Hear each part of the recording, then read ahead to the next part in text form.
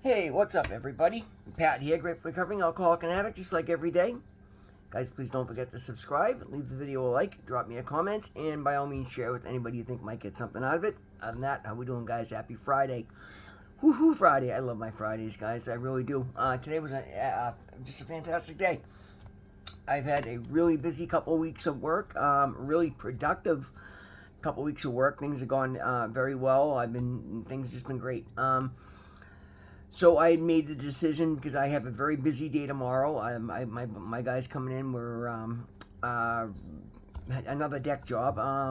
This is for a good friend, police officer, but it's deck's 10 feet high, and we got to double up all the supports and jack it up, and we got a good day going tomorrow. So I decided to take today off. I usually have a light day Friday anyway, but I decided today, I'm like, no, I'm not doing anything work related other than some phone calls and some paperwork. So I went to the gym this morning. Great workout. Had a good time at the gym. Took care of some phone calls and the recovery advisor and things of that nature this morning. Was getting caught up on some stuff and went to my meeting. Again, guys, find a good group. Like, I get so excited. The meeting was fantastic. Again, a whole bunch of newcomers. One of the recovery houses here in the city is pretty much like a whole new cast of characters coming in. So we had a lot of a lot of newer members coming in. I enjoy seeing new people come in. A woman visiting from New York that had some business with Harvard, had some sobriety, and she was great. She was thrilled she found our meeting. Just a good reading. The reading was about Jesus, give me the. It was basically not feeling bad for yourself. Self pity. I'm sorry, limiting self pity. I don't know why I couldn't think of self pity. It's an important reading, and I love that message because, guys, again, all these things are poisons to your body. So, anyway, it was a fantastic meeting. Stuck around for the business meeting afterwards. Another way to be of service. And then me and two of my closest friends, Mo and Marlene, we went out to lunch, and it brought me to a great restaurant. We had a fantastic lunch. And 2 hours of belly laughing and just talking and supporting each other and just having a good time, like fellowship, fun. I was so happy I had nothing planned when they showed up and asked me if I wanted to go to lunch with them. I was free to go, and I'm like, oh, perfect timing, like another God shot. There was a reason I didn't have anything planned today. And it's a beautiful thing, guys. Find a good group. For anybody, I always hate when I forget to say, Harvard Square in Cambridge, the Noontime Gratitude Group meets Monday through Friday, 12 to 1 at 66 Winthrop Street, which is right behind Pinocchio's Pizza in Harvard Square. Friday's my day to chair, and it's an amazing group. I love these people. Like, it is just the most supportive. To watch other members clip up and just give support to newcomers and people that are struggling, and celebrate with people that are thriving. Next week, two of my friends are celebrating. My friend Rob celebrating 3 years. My friend Marlene is speaking, and she's celebrating her birthday that I won't throw an age out or she'll kill me. And just, like, literally, guys, I leave there so invigorated. Hugs, handshakes, good conversation, just people that actually care how I'm doing. I care how they're doing. Find a group, guys. Like, there is so much beauty in recovery. And one of the things me and Marlene were talking about today at lunch was surrender. Find the value in surrender. I've done so much work on this. It When you fight, guys, yes, we have the disease of addiction. Fighting it is not like, yes, fight it, but not fight don't fight the program. Don't fight the problem, the process. Surrender to it and then find love for it and just let it build your life. And that's exactly what they're reading today. The reading's perfect today, the 12 steps. I'm a member of many 12-step groups. This is basically a 12-step based YouTube channel, and I'm thrilled for that. And I love my life today, and I encourage anybody, come to our meeting if you're in the area. Come to find a meeting anywhere. Find a Zoom meeting. Just find the love, guys. And I'm not saying, because I'm not here promoting, I don't even mention the particular group of meeting. I'm a member of both fellowships, but for your own sake, find it. Like, it's the single one of the most beautiful things that I've done, and I'm so happy I have. So happy I made a commitment to be of service there. I'm a member of the inner circle with the group. I'm a member of the service committee, and I love that today. It's worth giving up 20% of my profit making ability And because I do, I'm making way more money than I ever dreamed. So, anyway, let's get into reading. The 12 Steps of Life. Through abstinence and through working the 12 steps of recovery, our lives have become useful, and that is a fact. Before coming to recovery, our lives were centered around using. For the most part, we had very little energy left over for jobs, relationships, or for any other activities. We served only our addiction. Well, the 12 steps provide a simple way to turn our lives around. We start by staying clean a day at a time. When our energy is no longer channeled into our addiction, we find that we have the energy to pursue other interests. As we grow in recovery, we become able to sustain healthy relationships. We become trustworthy employees or employers. Hobbies and recreations seem more inviting. Through our participation in recovery, we help others. Recovery does not promise us that we will find a good job, a loving relationship, or a fulfilling life. But when we work the 12 steps to the best of our ability, we find that we become the type of people that are capable of finding employment, sustaining loving relationships, and helping others. We stop serving our addiction and when we begin serving God and others. The 12 steps are the key to transforming our lives, and they absolutely are. The affirmation is just for today. I will have the wisdom to use the 12 steps in my life and the courage to grow in my recovery. I will practice my program to become a responsible, productive member of society. And guys, that was a particular word, productive member of society. That is something I've heard tossed around for the last 30 years. And never something I could claim I was. Today I can. Today I own a business. I run a legitimate tax-paying service business. I go to my recovery group and I have a service position there. I promote these videos. I make and promote these videos every day. Service to other recovering addicts. Service to anybody watching. I go out and I make a difference in my community today. I'm looked at in a better light. I'm respected today. These are not positions I've held in recovery, in addiction rather. These are positions that have come to me in recovery because I've found the beauty of surrender.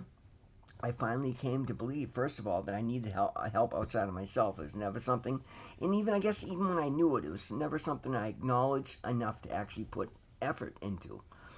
Effort is the difference today, guys. I put my recovery first, and it's something I can literally talk about every single day.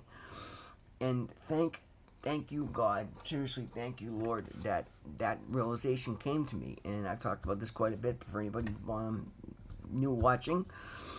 I was in rehab on Christmas Eve and of 24, so 12/24/24, and a group came in to speak, and I was like, wow, these guys came in to see us on Christmas Eve. I'm like, and of course, I was still, it was before my clean date actually, and I still wouldn't slip after that. And again, I was just getting some stability, but I'm like, these guys either have absolutely no life or they really love recovery. And then they came in, and it was one of the best groups I'd seen. One particular member just identified deeply with his past, and he just had this spark of happiness and joy and contentment and success. And I'm doing this, and I'm like, wow. I'm like, that's the life that I want. I'm like, how come you have it and I don't? And again, I meditated that night. I pray, and it was sometime in the next day or two that it was after meditating. I don't know if it was the next day or the day after, but it came to me and just hit me like a ton of bricks. Because I don't apply myself. I don't go after it. And this is what we have to do, guys. We don't recover through osmosis. Going to a group and going to a meeting is where you're going to get the information you need. So it's very important. But it's becoming active, and it's not.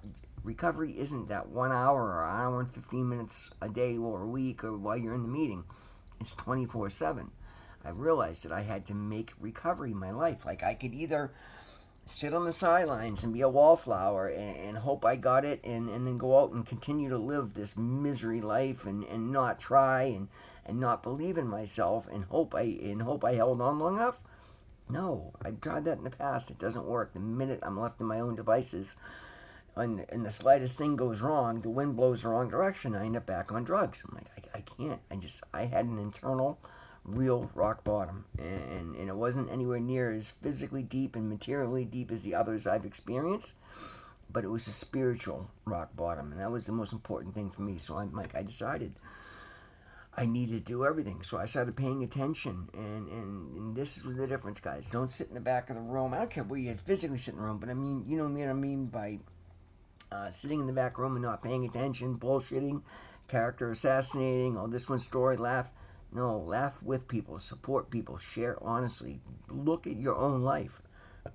Honestly, do the work. Because when you do, before you realize it, and it's not going to be like light bulb moment, boom, you're cured, you're a new person. It's little acknowledgments, little decisions we make. For me, it was right off the bat. It was one of the first workshops I did. It was about your motives. Do you do the right thing because it's the right thing to do, or you do it because you're afraid somebody's watching, or you do it because you're hoping to get a reward?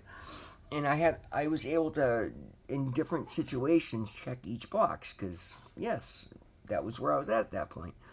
But I realized if I wanted success in life, I had to learn to do the right thing because it was the right thing to do. So boom, that was one of my big ones early on coming home. Can I train myself to do the right thing because it's the right thing to do? Well, for me, come to find out, again, back in these days, I'm walking around shedding tears, walking in rehab because I didn't know who I was, what mattered to me, what my life was supposed to look like, didn't know how to be an adult. I've learned all these things, and I'm still learning. I'm only 16 and a half months, or just over, actually, no, close to 7. Yeah, anyway, I had to do the math again. We're right around 16 months, or just over 16 months sober. I'm still learning. I have a long way to go, but I've fast tracked it because I poured a lot into it. I've done a video for close to 500 consecutive days and applied that lesson in my life. I've taken a service position in my recovery group. I go to other meetings. I work with a sponsor who's got a sponsor. I work with newcomers. I live recovery in my day, and I do it in all areas of my life. So the reason my business today is thriving is because I treat my customers the way I treat my recovery. They're important. Everything matters. Every job could make or break me. Even if it can't, even if it's just, going in and cleaning a hair clog out of a sink.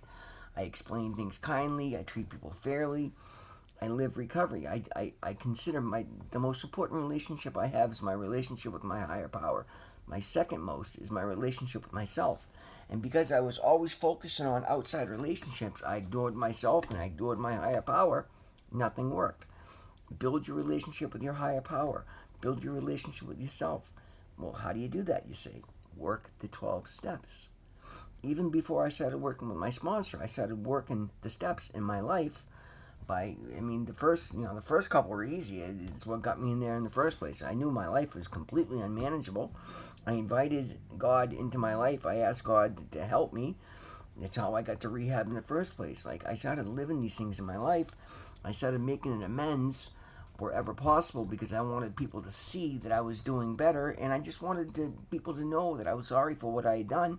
And I had to do it with customers. I made videos on making things right, and it took a lot of effort, and it would come up at times where it was not only for the customer's benefit, but they were also to show me where I was really at because I just started my business, money was still very tight, and a customer called me up. It was a situation where I'd been paid to do a job, and I ended up in rehab, so I didn't do the job. I got the chance to make it right. Well, because I was all messed up on drugs and looking for a quick fix, I'd underbid the job. I bid it for like $250, and it should have been $1,500. But you know what? That was riding over me, and I'm like, shit, I took that money and never did the job. I could be in trouble for this. I was given the opportunity to pay it back, and I was going to go pay it back, and it was literally about all the money I had. And I was offered the ability to do the job instead because the job was still there. And I said, yeah. I got there, and it was a nightmare. It was moving two 375-gallon oil tanks worth of heating oil from one house to another. I didn't have a pump. I didn't have barrels. I didn't I was doing by 5-gallon pail and siphoning, and it was a mess. It took 3 full days of physical labor. Like, I blew it on that big time, but I went and made up for it. And I was only supposed to do one tank, but there was a second one available. And because I'd caused them a month or 2 months wait, I did the second one for free.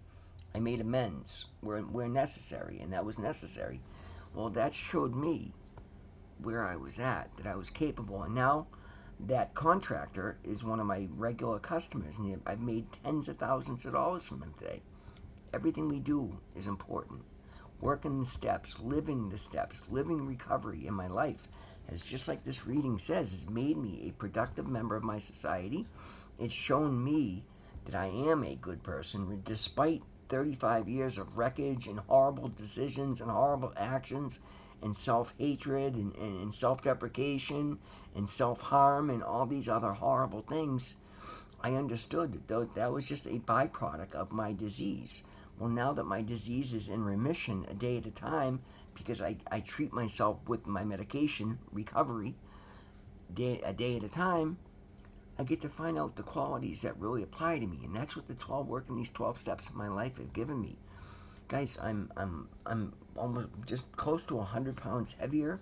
I'm healthy. My eyes, if you think I'm kidding, go look at my first videos. My eyes were all sunken in. I look like a shell of who I am today. I'm bench pressing 415 pounds at 53 years old. That's miraculous. My business is thriving. I've got resources saved up. For 10 years of my last active addiction, I was working with the same people that are now my customers now. I was working for them then. And they had always told me, save some money and we'll get you into real estate. You could be a property owner. And that's what they all are. They're all millionaire property owners. I've been given a chance with this group, and I blew it because I could never save a dime. I chose drugs over everything. Like, we do an addiction. Well, because I'm working a recovery program, I have those opportunities again. Only this time, 16 months in, I have the down payment saved. I've got the relationship with the bankers. I got the relationship with the realtors. We're just waiting for the right property. I've already looked at 2. I'm going to be a property owner, a commercial property owner, landlord, instead of just being the handyman for the landlord. Like, that is a catapult forward in life. That's what recovery's done for me. Imagine what it can do for you. Guys, I'm somebody who lived homeless for years. Never mind the idea of, I was unable to keep a roof over my own head. Never mind provide stable housing for other people. But that's what I'm going to get to do. And now my next goal is going to be get a couple properties together so I have an abundance of resources so I can open sober houses. And Pat Kelly Recovery can be a physical place, not just a channel online. Those are my dreams and my aspirations, and I know full well I have the capabilities of doing so. That's what the 12 steps have done for me. Work your program and see what they can do for you. It'll shock you. We are amazingly capable of doing good things no matter how far down the road.